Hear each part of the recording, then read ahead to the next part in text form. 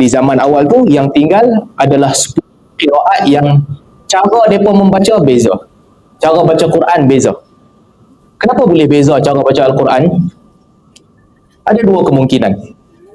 Satu, Nabi SAW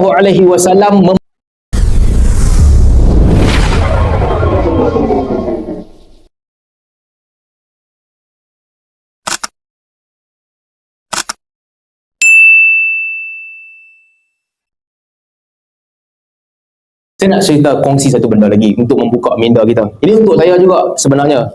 Saya nak kongsi apa yang berlaku kepada tuan-tuan dan puan-puan supaya membuka kita punya minda dan juga minat kita untuk mempelajari agama.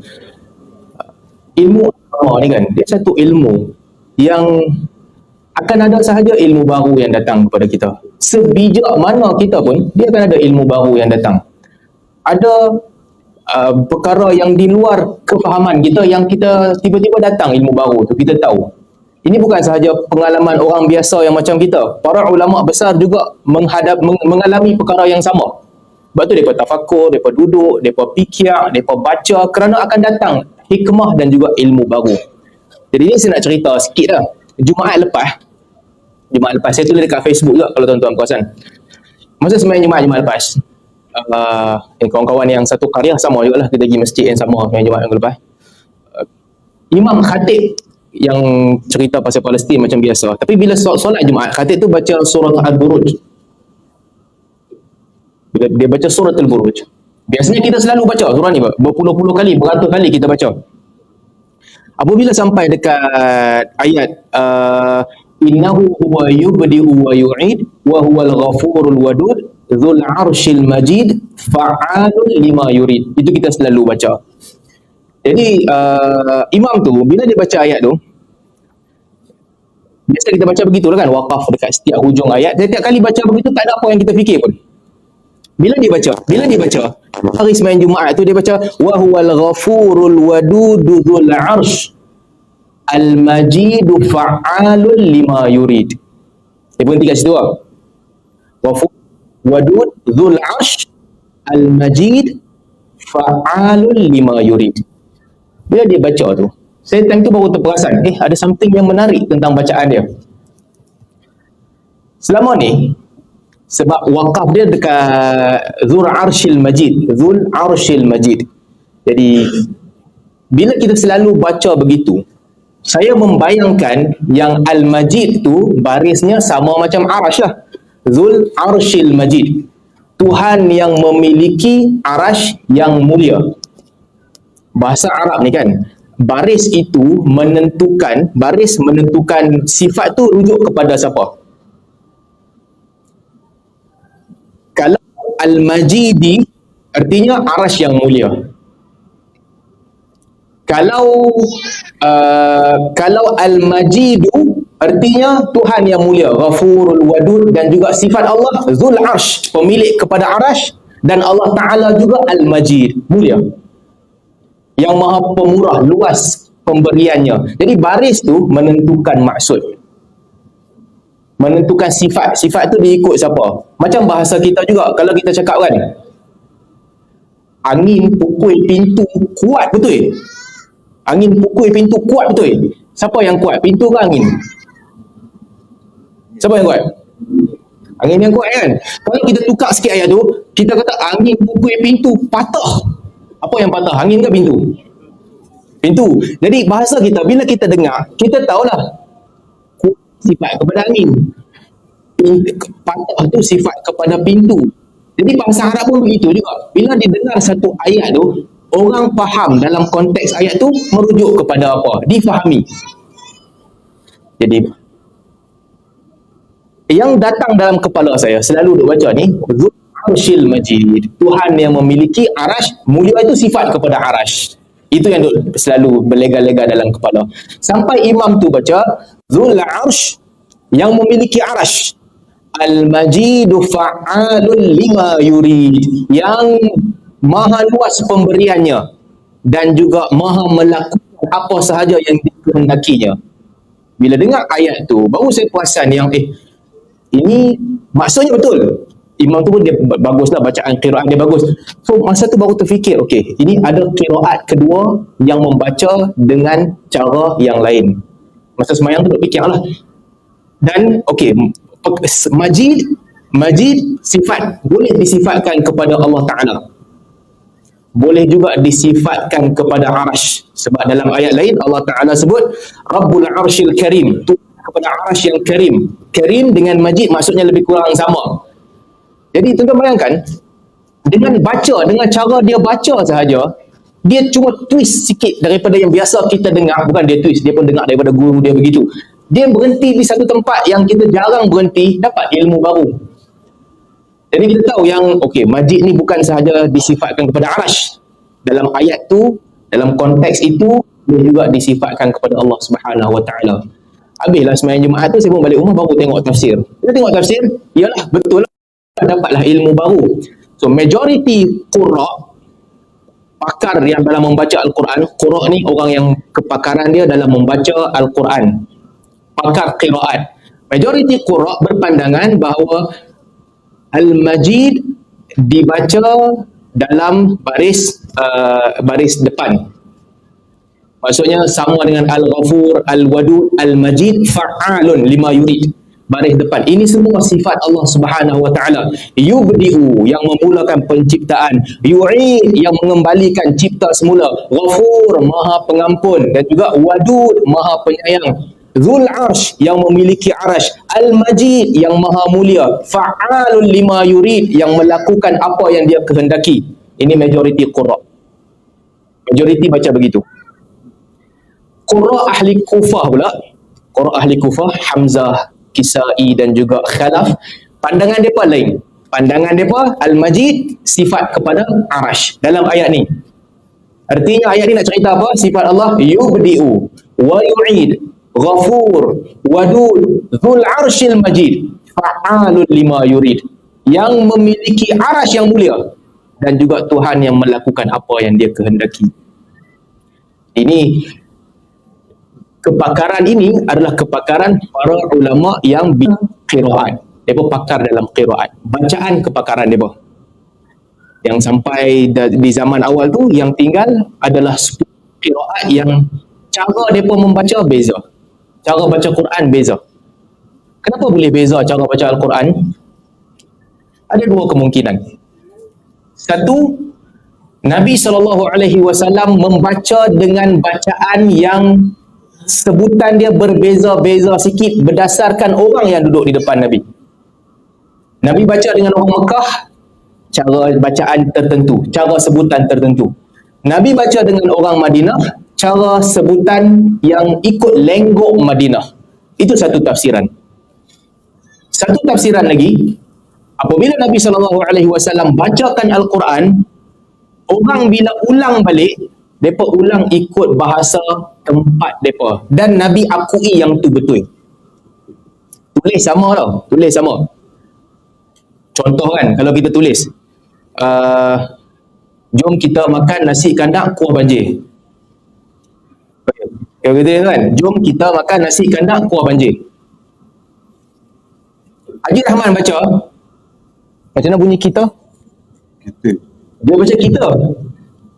Kita kan, dia tak kata kandar kan. Jom kita makan nasi tak ada K kan, nasi saja. Nasi kandar kuah banjir. Itu cara dia baca. Saya baca pula, jom kita dia lain, bunyi lain. Makan nasi, ada macam K kat belakang, nasi kandar, K tu tukar jadi Q, kuah banjir. Orang Terengganu baca macam mana? Makan. Okey. Kita sama kan? Kita sama macam Johor tapi makan kat belakang tu. Banjir dia tak banjir, jangan panggil banjir. Kalau siapa kata banjir, banjir lain cerita.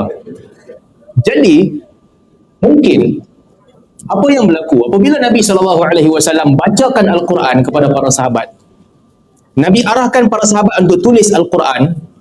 Mereka yang tulis ni, tulis betul dah. Bukan betul. Tulis dah boleh unify tulisan.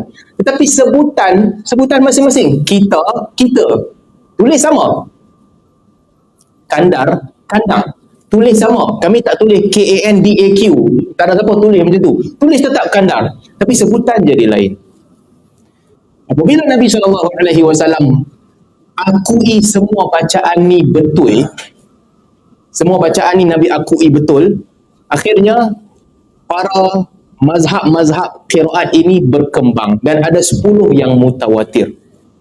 Ini bidang yang ada pakarnya dalam bidang itu. Kepakaran mereka hafal cara hafazan.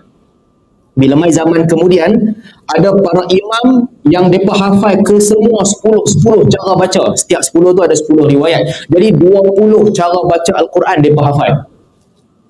Antara orang yang masih hidup pakar dalam bidang ni Abdul Rashid Sufi, jiran Haji Mansur, masih hidup lagi. Dia dekat Qatar ni antara orang yang paling hebat dalam bidang ni yang masih hidup. So dia hafal Al-Quran, dia boleh baca dengan 20 cara sebutan yang berbeza pada sebahagian ayat dan semua tu dia hafal. Artinya macam dia hafal Al-Quran 20 kali je. Ada orang kepakaran dia tu. Dan dia pun ni sangat bagus dalam hafazan. Petik sahaja nak baca qiraat apa, dia boleh baca. Beza banyak. Kalau Al-Fatihah sahaja pun dah banyak beza. Siratal ladzina sin, siratal ladzina sad, siratal ladzina sa. Ada 3. An'amta alaihim, an'amta alaihimu, an'amta alaihum. 3. Berterusan. Banyak tempat yang cara sebutannya berbeza-beza. Dan ada orang pakar dalam bidang tu. Ada juga orang yang kepakaran dia dalam tafsir. Para ulama lain kan, kepakaran dia pun dalam tafsir. Dia pun tak bagi perhatian pada cara baca ni. Cara baca ni bukan bidang dia. Tapi bab mengeluarkan maksud daripada Al-Quran, itu kepakaran mereka.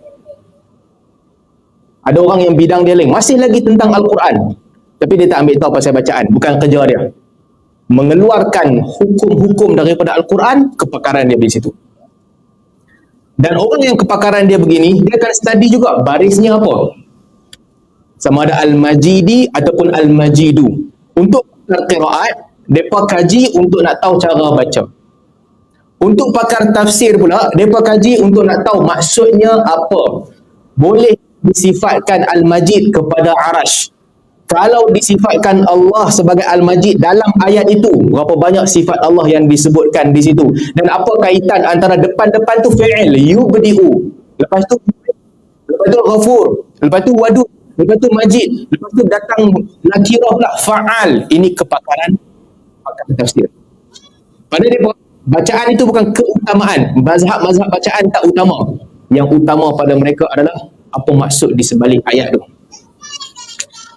Untuk muhaddisin pula, ulama hadis, pada dia apa tafsiran Nabi SAW dan para sahabat tentang ayat tu. Itu yang penting. Para muhaddisin mereka tak baca Al-Quran dengan 7-8 bacaan. Mereka tak ambil tahu pun cara baca tu semua.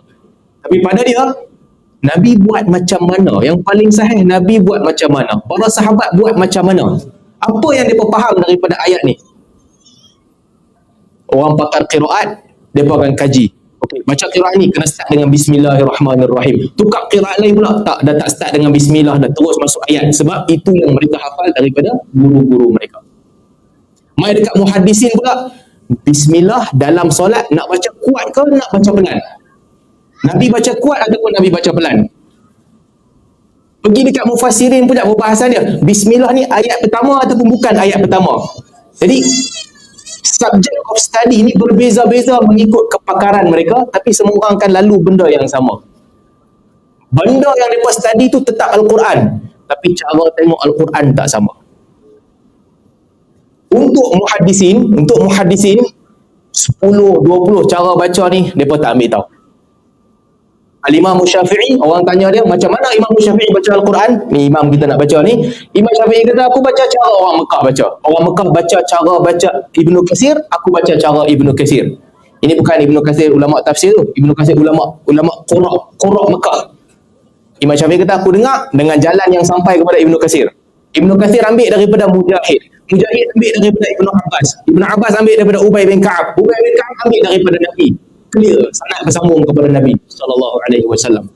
Itu cara Imam Syafi'i baca. Imam Malik pula, dia duduk di Madinah, hang baca Quran macam mana? Orang kata, Imam Malik kata bacaan yang paling tepat tentang Quran adalah mengikut bacaan Nafi'. Sebab Nafi' orang Madinah, Nabi duduk lama di Madinah. So itu bacaan yang paling betul. Ikut cara Nafi'. Ini bukan Nafi' hadis dia, ini guru Qurra dia. Dua orang nama Nafi'. Yang satu tu hadis power gila, murid kepada Abdullah bin Umar. Power gila dalam hadis, tapi Quran bukan bidang dia. Yang Nafi' Quran dalam hadis dia tak kuat. Tapi Malik baca Quran ambil daripada ilmu tentang bacaan Al-Quran. Itu Nafi'. Imam Ahmad pula, Imam Ahmad, zaman Imam Ahmad, orang tanya Imam Ahmad tentang qiraat, Imam Ahmad kata baca tak apalah tapi jangan baca cara Hamzah. Hamzah ni satu orang alim dekat Kufah. Mutawatir juga. Sebab Hamzah ada banyak imalah dan juga dengung. Idgham dia banyak. Kalau kita dengar wadduha wal laili idza saja, Imam Ahmad kata aku tak suka bacaan begini, jangan baca. Orang kritik Imam Ahmad, bacaan ni mutawatir, datang daripada Nabi sallallahu alaihi wasallam. Imam Ahmad kata itu bukan bidang aku, itu bidang kamu, kerja kamu. Aku tak baca macam tu. So nampak kepelbagaian bidang ni jadikan semua saling sokonglah pengajian Al-Quran yang hebat. Ada orang bagusnya dalam tafsir, ada orang bagusnya dalam qiraat, ada orang yang kepakaran dia dalam hadis, mereka bersungguh-sungguh dalam mengkaji hadis. Tapi qiraat ni satu ilmu yang kita orang biasa ni taklid. Sebagaimana imam-imam besar tu juga, Malik, Ahmad, Syafi'i, Abu Hanifah, mereka pun taklid. Taklid dengan mendengar cara bacaan guru mereka. Guru baca macam mana? Macam itulah mereka baca. Mereka tak tambah tolak. Ikut je macam guru mereka baca Al-Quran. Macam tu juga lah yang kita buat.